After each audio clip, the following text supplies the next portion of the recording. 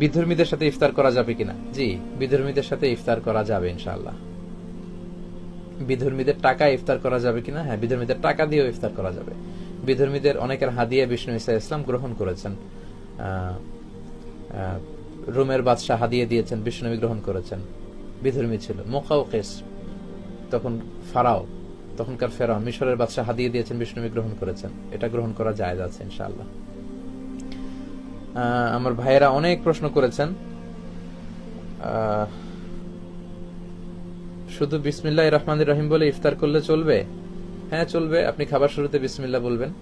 তবে আপনি বিষ্ণু ঈসা ইসলাম খেজুর বা পানি দিয়ে ইফতারি করে বিষ্ণু পড়তেন, যাহাবা যামা ওয়াবতাল্লাতিল উরুক ওয়া সাবাতাল আজরু ইনশাআল্লাহ। সারাদিনের তৃষ্ণা দূর হয়ে গেল, আমার রগে শিরায় উপশিরায় সিক্ততা পৌঁছে গেল, ইনশাআল্লাহ আমাদের প্রতিদান আল্লাহর কাছে নিশ্চিত হলো। তো চমৎকার দোয়া, এই দোয়াটা আপনি পড়বেন ইফতারি করে।